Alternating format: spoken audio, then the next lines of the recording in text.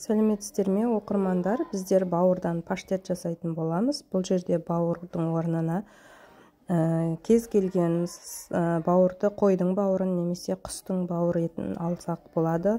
Алдымен сармайымызды ертіп аламыз. Табамызға сармайды салып, сармайды ертіп аламыз.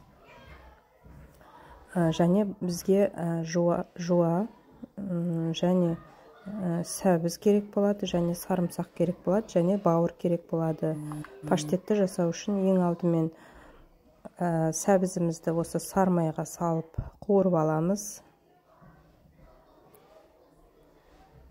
Қызып тұрған табамызға сармайды салып, жуаны үстіне салып қуырып аламыз. Уақтап тураймыз жуаны міндетті түрде.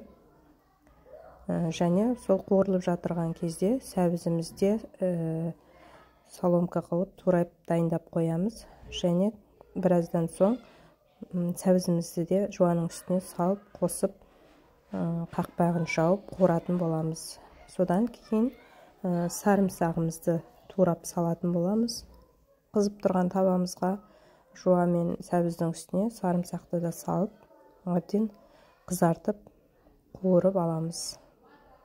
Араластырып тұрамыз. Қарап жұмсарғаннан кейін, сәбізіміз жұмсарғаннан кейін туралған, жуылған таза бауырымызды табаға, қызып тұрған табамызға жуа сәбіздердің үстіне саламыз. Бауырымызды салып әбден араластырып тұзын себеміз қалағанымызша. Дәміне қарай тұз, бұрыш, кәдімгі қарапайым қара бұрышымызды саламыз. Қызыл бұрыштан да өзіңіз қаласаңыз, немесе дәмдеуіштерді де қолдансаңыз болады. Татымына қарай салып, әбден араластырып, қақпағын жауып, баяу отқа 10 шақты минуттай қойып қоямыз. Қуырылып болғаннан кейін сливкиімізді осы бауырдың үстіне сливкиімізді құямыз. 10% немесе 20% сливкиді қосамыз. Сосын қақпағын жауып, тағы да 5-10 минут сливкимен қосып бұқтырып аламыз. Жай отта.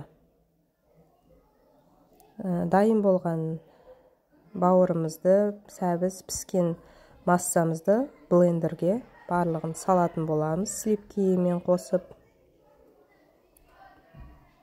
блендерге салып, мен соевый соус пен горчица қостым.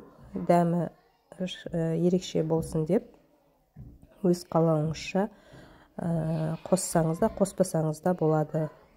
Осылайша блендерімізге салып алып, енді қатты жылдамдықта массаны езіп дайындаймыз. Паштетіміз дайын. Осыны арнайы банкіге салып аламыз. Паштетті нанға жағып, таңғы асқа кез келген уақытта жесеңіздер болады.